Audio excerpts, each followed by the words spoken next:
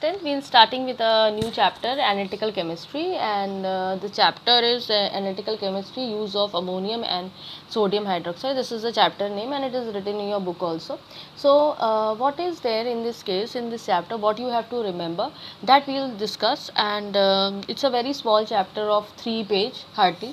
And this particular chapter, you are focusing on the analytical chemistry part. You know it that chemistry initially is divided into different types like organic, inorganic, physical, and analytical chemistry. So analytical is related to your industrial chemistry, and you always do the experimental parts or experimental studies is being done in the analytical chemistry, and you always do the qualitative, and the qualitative means is being there. So we are mainly focusing in this chapter. What you have to see, you have to focus only on your qualitative means. Now what is the qualitative means? That you have to see that you have to identify the unknown substances in by means of chemical tests. You are doing these practicals in your chemistry labs, and we have done also, like different chemicals I am giving you, and we add two different chemicals in each other, and you get a result. Either some colors are there, some smell of gases are being coming out. So these experiments you are doing in your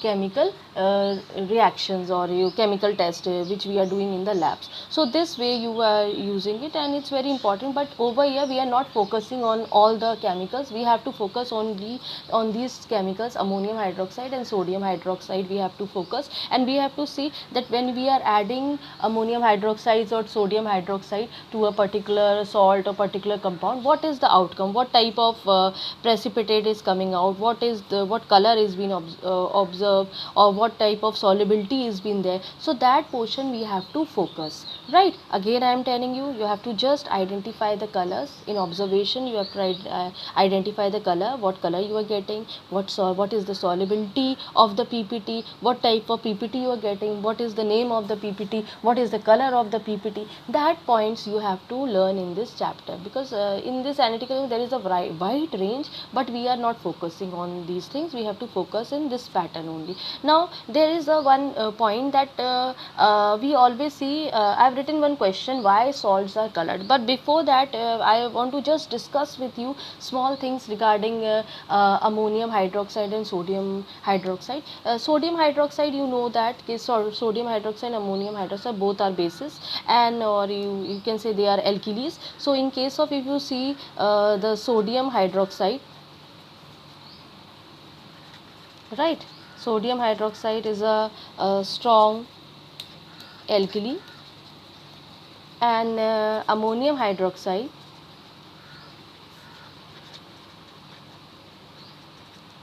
is your weak alkali. Now these things we have already discussed in our previous chapter, but we have to understand that once again I am telling you, strong alkali means whenever you are taking NaOH and when it goes for dissociation. So what is there, that all the it will dissociate and give you the ions. There is a complete dissociation, it's been there, and complete OH ions you will get, and Na ions has been there, right? But in case of weak case, when ammonium hydroxide is a weak alkali, in this you will get partial dissociation, right? Means agar suppose we are thinking that it is we are taking 100 molecules are there, so 100 molecules of it, or this thing will be dissociated. So 100 agar hai, so you will get 100 ions of each. But in this case, suppose I am taking 100, but it is a weak one, partially dissociated. So in this case you will never get 100 a day. Maybe possible 60% of it is being dissociation, so dissociated. So and hardly 60%,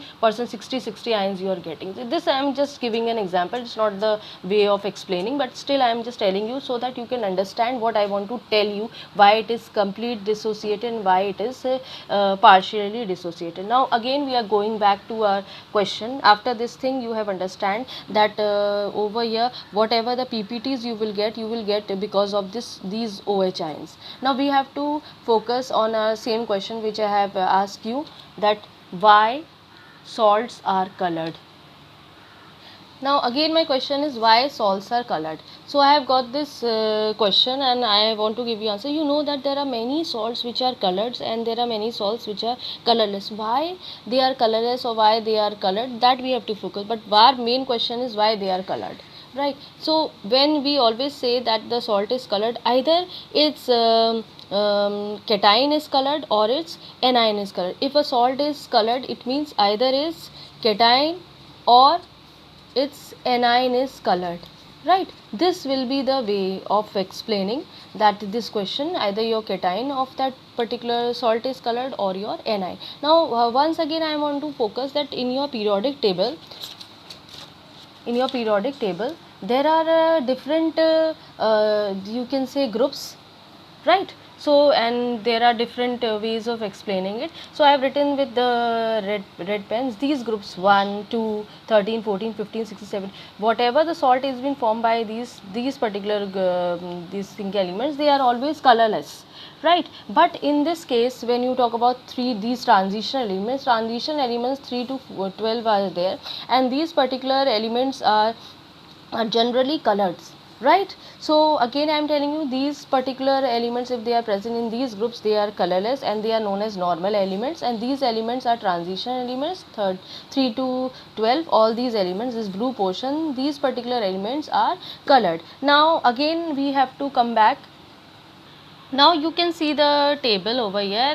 The colorless cations has been there, colorless anions has been there, colored cations are there, colored anions are there. So these way you have to learn this, because these are the different you can say elements whose ions are given and in which group they are present and what is the color, because by this you can get or an idea of a particular compound, that the compound is of which color.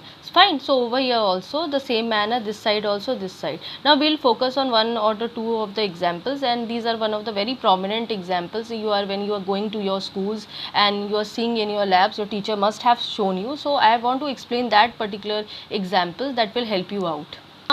Now I have written these two examples, and these two examples are very common, and you know, it is potassium permanganate and it is potassium chromate. It's pink in color and it is orange in color.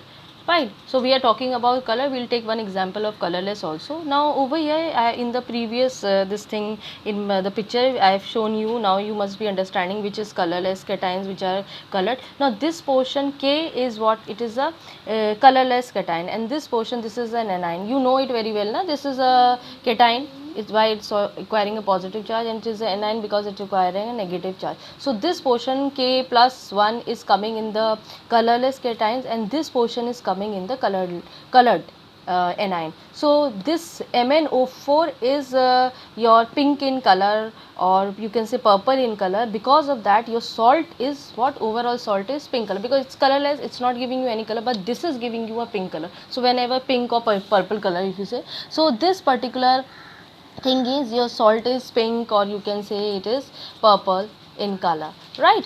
So now you have understand over here what is colored, your anion is colored, right? Now over here just focus on this particular example, that potassium dichromate is been there. Potassium dichromate is orange in color. Again this thing K, it is positive, it is negative, it is colorless, it is colored, it is dichromate -2 is been there, so it is orange in color. So this particular salt is what? Orange in color. So this manner you can explain that this is colored. Now I am just talking about one colorless you can say, you can take a salt, and for example NaCl is very common, you are seeing in your day to day life. Namak, salt, the table salt which you are eating, that is NaCl. So over here Na is positive, this is negative, you are getting the charges, and both of them are colorless. That's why this particular compound or this particular salt that is being formed is colorless. Now I think this must be very clear to you why this is happening, or why the things are there, and why the colors are there. Now we can also take one example of copper sulfate. This is very common example. So copper sulfate has been there. So copper sulfate you can see that copper sulfate 5 water molecules, and this you have seen in your lab that it is blue in color. Why it is blue in color? Now again you have to focus, this is the positive part and this is the negative part, right? This positive part is colored, and this negative part means the cation is colored over here, and anion is colorless. So because of this particular copper, that is Cu+2, and this is what? SO4 -2, it is colorless, it is colored, it is what? Blue in color. In this case it's blue also, even in Now it is blue in color, and because of this, sometimes Cu+2 is blue, sometimes it is green, it depend on what type of salt it is, but in this case it is blue in color. So this particular salt is overall blue in color. So now you have got the answers, both the all the cases when your anion was colored, when your cation was colored. So your answer is clear to you. And I have also discussed with you one example of colorless. You can say take some other also, like K2SO4. This is positive, this is negative, both are colorless. So this particular salt is colorless. So now if no matter they ask you the colored salt, about colored salt, or they ask you about the colorless salt, you have the answers. Both the answers are with you. In case of colorless salts, your cation anions both will be colorless, but in case of colored, either your cation will be colored or your anion will be colored. So in both the cases your things are clear with you. Now this is the portion and which says about the action of sodium and ammonium hydroxide. So this portion is I have written, and in this we are talking about the reactions with sodium hydroxide. In the previous part we have already explained you that we are getting, or we have to see the reactions how it has been there with the help of sodium hydroxide or ammonium hydroxide. I have used the first portion, that is the sodium hydroxide, and you have to, I am showing you the book part, I will explain you also that over here the ions are there, what ions you have to see, and what are the salts are there, and what is the reaction, what is the precipitate that is formed, what is the color of that precipitate, and name of the precipitate, what is the color of the precipitate, and what happens when you are adding excess of NaOH, whether it is soluble or it is insoluble. That is the portion, and it is very very important. Every year 4 to 5 marks comes from this particular chapter, so you will not ignore it. Now we will see, I have written a small you can say a formula which will help you how to remember these reactions. Over here you have to use the salt, and this salt is always we are making in water, so it is a soluble salt, and base which is there, that is sodium hydroxide.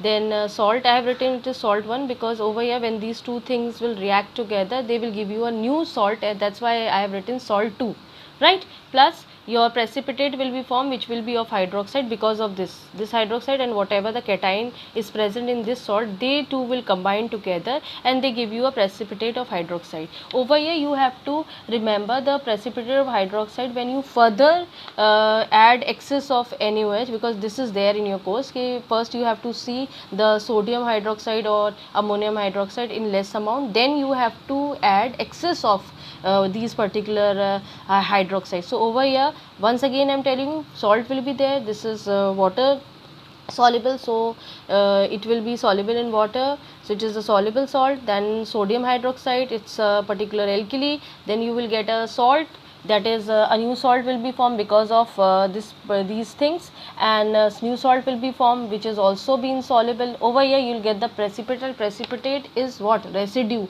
the solid part, that portion every time you will get, right? A solid will be obtained as a PPT or a precipitate, but it will be in a form of hydroxide. Now this particular PPT of hydroxide, when you will add excess of sodium hydroxide to this particular PPT, it will be either insoluble or soluble. That is an important point. That's why I am written, when you are adding in excess of sodium hydroxide, you are getting either this PPT will either dissolve in NaOH or it will not dissolve. That's why these, but you will not write down dissolve, you have to use these terminology, insoluble or soluble. When they are soluble in excess of NaOH, then or it dissolve, then you use soluble. If does not dissolve, then you use insoluble.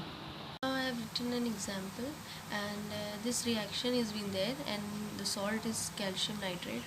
So with this particular calcium nitrate reacts with the base sodium hydroxide, it gives you a salt, that is sodium nitrate, and along with that a hydroxide, that is calcium hydroxide.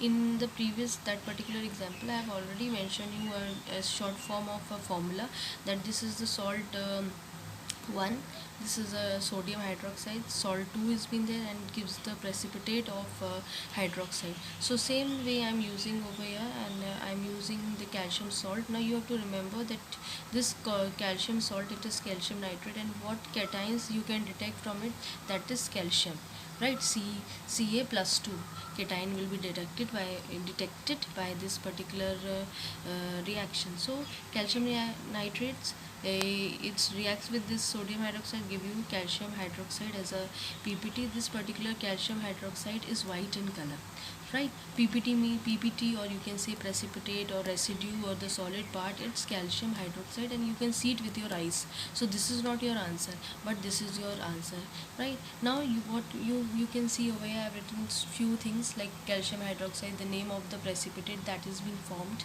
the color of the precipitate that is being formed, or the PPT or the residue or the solid part. Now the next part is, in this reaction what you have to do when you are doing this particular reaction in your chemistry lab, you will add more amount of NaOH to it, right? Means in excess amount. So when you add excess of NaOH in the same reaction, what will be your answer? This particular PPT will be insoluble, it will not dissolve in excess of NaOH, it will remain as such, right? So whatever you are doing, this will be conducted, I have written this reaction, but this particular reaction you can conduct in your chemistry lab. And over there you can see that the white PPT which you are getting when you are adding small amount of or limited amount of sodium hydroxide, that particular white PPT is insoluble when you are increasing the amount of sodium hydroxide, right? So this is the way you can give the answers in this. Now what the answers will be, they can ask you me what type of question is been asked in the board exam, may possible they can ask you to write down the reaction, what happened when calcium nitrate reacts with sodium hydroxide. This is the reaction part, limited amount, right? Then the second point they can ask you, give your observation. I have already mentioned you, in case of observation you have to mention the color, right?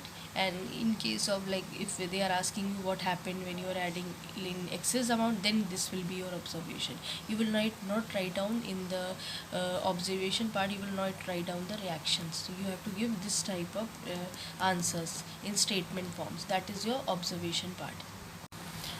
Now I have written one more example, that is of zinc sulfate, and over here you can use zinc sulfate or zinc chloride or zinc nitrate. Any of the examples can be used, but the reaction will be different each time. So zinc sulfate is been reacting with limited amount of sodium hydroxide. It gives you this is a particular salt, that is sodium sulfate, and along with that it will give you a hydroxide of zinc hydroxide as a PPT. And this thing you can see that in the reaction it was salt 1 and it was soluble in water. So you are using a solution over your zinc sulfate. NaOH again is a liquid form. So this thing sodium sulfate that is formed, it will again a soluble form, only in a liquid condition is been formed. And over here the PPT is been there. By this reaction you can see that NaOH which I am using over here, it should be in limited amount. Second thing is that the cation that can be detected by this particular reaction is zinc.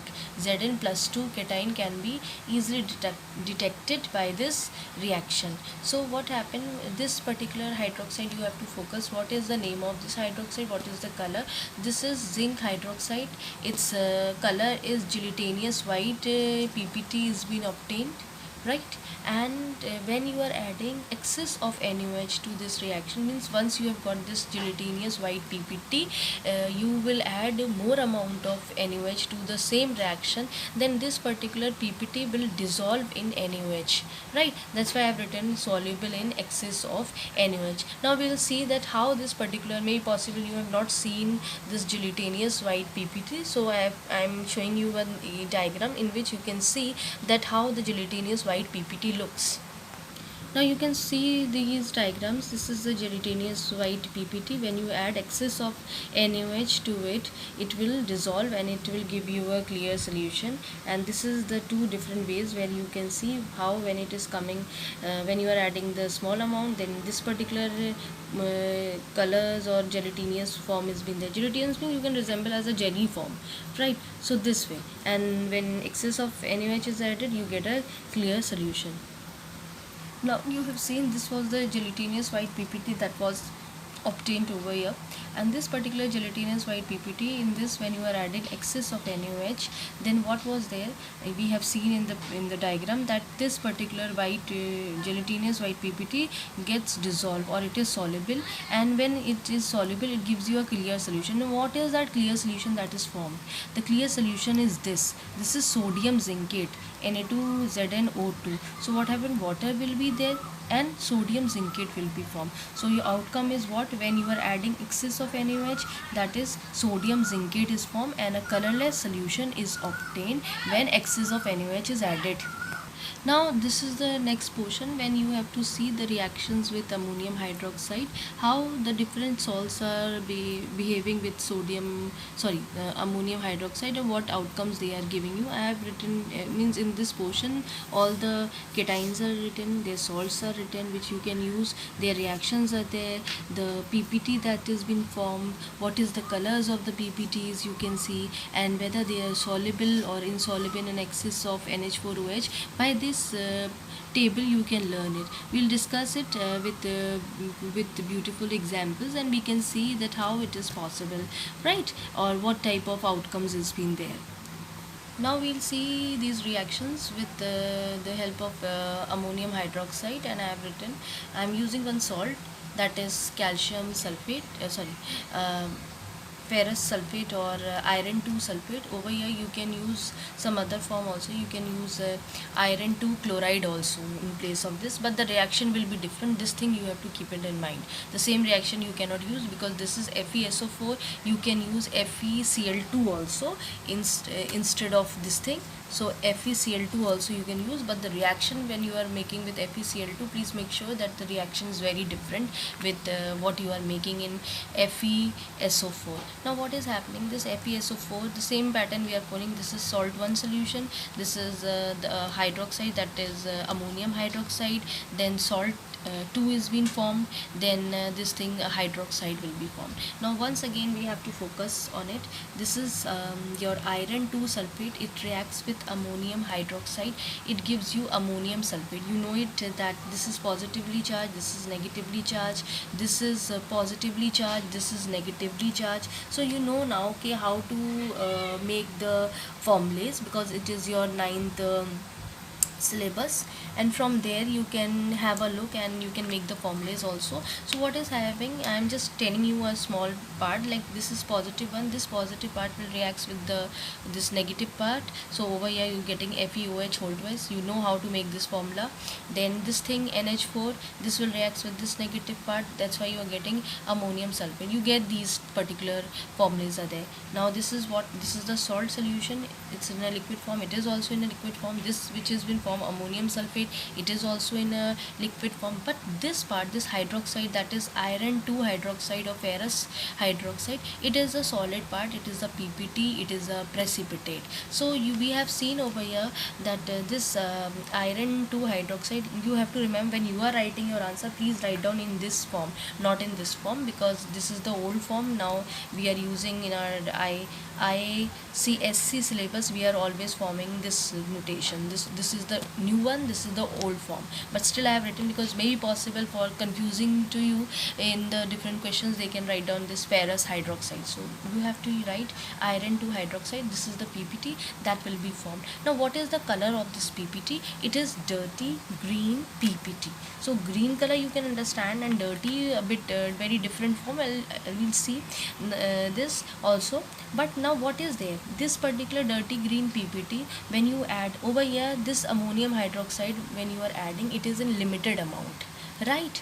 But when you will add in excess of ammonium hydroxide, this dirty green PPT remains insoluble. It's remain as such, it is not at all dissolving in excess of ammonium hydroxide. This thing you have to keep it in mind, right? When you go back to your reaction part, this I have just explained you I'm telling you to just you can see how you can make the formula. But when you're writing in your board examination, please don't write down all these things. And when you're writing the reaction, make sure that your reaction should be completely balanced. If any signs are given to you, like in this reaction there is a sign also given. This PPT is always indicating by the arrow sign. So because it is coming down, it is settling down, so you have to make sure that in every cases, if the PPT sign is been there in this form, down arrow is there, you have to mention in the reaction. So the reactions should be balanced, and whatever the notations given to you, it should be there in that. And you have to keep it in mind that you have to write down a balanced form. Again the same thing, reaction, if they ask you about the reaction, then give the reaction balanced equation. If they ask you that what you observe, so in observe case you have to remember that you have to mention according to your sense organs, means color or smell. But over here every time color is very important. So color is dirty green PPT. PPT's name is iron 2 hydroxide. And if they ask you what happened when excess of ammonium hydroxide is added, then you have to keep it in mind it is insoluble. Now I am writing one more reaction, and it's an example of copper sulfate. You can use copper chloride also, but again the same thing, the reaction will be different when you use copper chloride, right? And I'll tell you how the reaction will be different. So this thing, copper sulfate is being used, ammonium hydroxide you are adding, it gives you ammonium sulfate and copper 2 hydroxide, right? So what happened, the cation that can be detected by this particular reaction is copper Cu+2 you can detect. And the hydroxide that is formed is copper hydroxide, right? Again this will be soluble, right? It will be made in the water, so it is a salt solution. Ammonium hydroxide is also in a liquid form. Ammonium sulfate that is formed, it's also in a liquid form. Calcium hydroxide that will be formed, it is a PPT. So arrow you can use in the my first reaction also, you can put the arrow down. Just I am telling you that arrow is been there so that it will indicate that it is a PPT that has been formed. It's settled down, it's a residue, right? So I am seeing I have written the points, that is the PPT that was formed is copper 2 hydroxide. Its color was pale blue PPT. Now what will happen when you will add excess of ammonium hydroxide to it?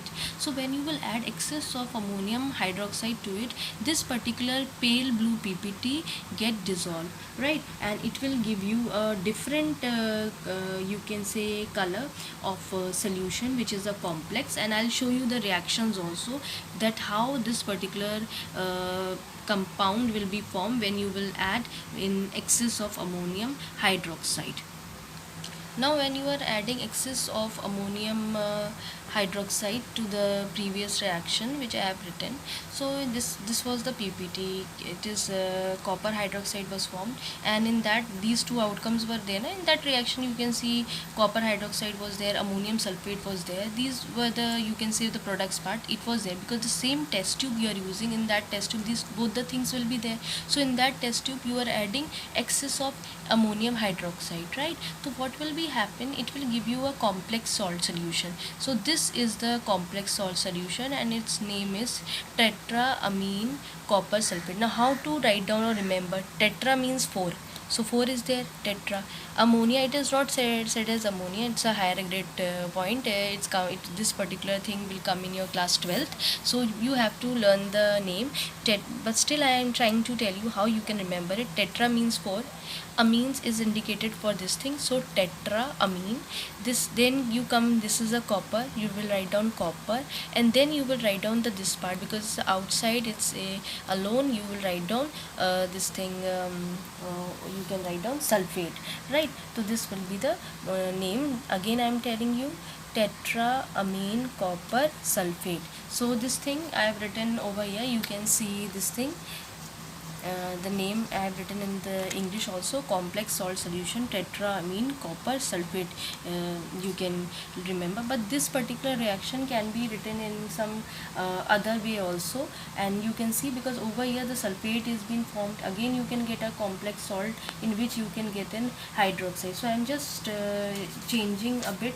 Suppose Now I have written this reaction, and the previous reaction we have seen that in that we were getting the complex salt solution, that was tetraamine copper sulfate in terms of sulfate. But now we have to see in terms of hydroxide. So same reaction is been there. This is copper hydroxide I have written, and this it's been reacting with excess of ammonium hydroxide, and in this case it gives you water, and this thing, a complex salt solution is formed of tetraamine copper hydroxide. Now you know it how to write down its name. And these particular complex, whether it is tetraamine copper hydroxide or tetraamine copper sulfate, every time we'll get the color that is deep blue or inky blue solution is been there. It's a complex salt, and the solution, whatever is been over here, you are getting a solution, you're not getting a ppt. That's why I've written over here solution, and this is